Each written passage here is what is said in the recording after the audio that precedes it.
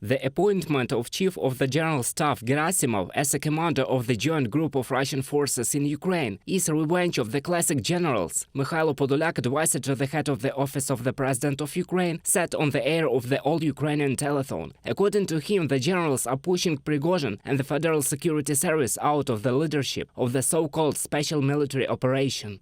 All Putin's influence is first of all sacred, the royal sacredness that was inherent in him for some time. They built it for a very long time, that the king is not mistaken. Gerasimov is not just a random character, but the question is whether Gerasimov understands the hot standard war. Now we'll see. Mikhailo Podolyak, advisor to the head of the Office of the President of Ukraine, on the air of the national telephone.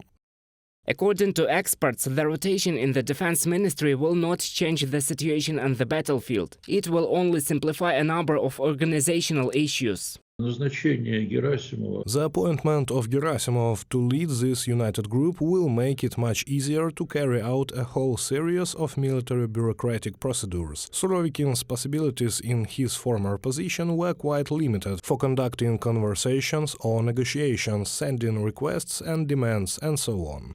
Surovikin was appointed commander of Russian troops in Ukraine on October 22nd, after the Ukrainian army deoccupied the city of Liman. The appointment of a general who became famous for his cruelty back in Syria caused optimism among critics of the Ministry of Defense. Prigozhin and Kadyrov declared him a real warrior and even a legend. Surovikin's tactics, massive missile attacks on peaceful Ukrainian cities and civilian infrastructure, drone attacks on thousands of mobilized Russians, bombarding the positions of the armed forces of Ukraine, did not bring success. There were no big victories. Gerasimov is not a public person. He was sharply criticized by the Russian military for unprofessionalism. He was accused of defeats on the battlefield, for example by the financier of Wagner private military company Prigozhin, since the time of the failure in the Kharkiv direction. Dissatisfied with Gerasimov and propagandists, bloggers and the so-called military correspondents. Chief of the General Staff, you are a fool and damn hack. We have nothing to fight with. The rotation of the Russian generals is splitting the military leadership, experts are sure. They testify only to the conflicts around Putin. Gerasimov, a member of the country's top leadership, one of the 30 members of the Russian Security Council and the second person in the armed forces of the Federation to commit such. Prigozhin, and who is Prigozhin? A businessman and leader of a gang of mercenaries, accuses a second person and he didn't get anything for it. This can only be done with the support of the president. Putin retreated in his confrontation with the generals' cabal.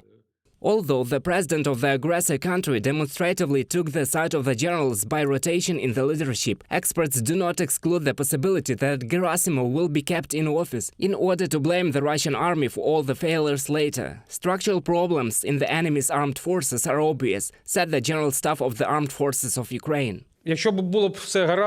If all was well with them, personnel changes would not occur with such frequency. The recent personnel change suggests, first of all, that there is a need in their ranks to connect the command and control system and the leadership system of the troops. Gerasimov's appointment as commander of Russian troops in Ukraine may also mean that the non-systematic but too ambitious Prigozhin failed to prove his effectiveness and win in the Kremlin's black room struggle. However, it is possible that we will see more than once changes in the Ministry of Defense. As Mikhailo Podolyak, advisor to the head of the Office of the President of Ukraine, tweeted, no matter how many commanders of the united groupings are changed, Ukraine will have to endure until the end. Reported by Roman Smoler, Yulia Bezborodko, UATV News.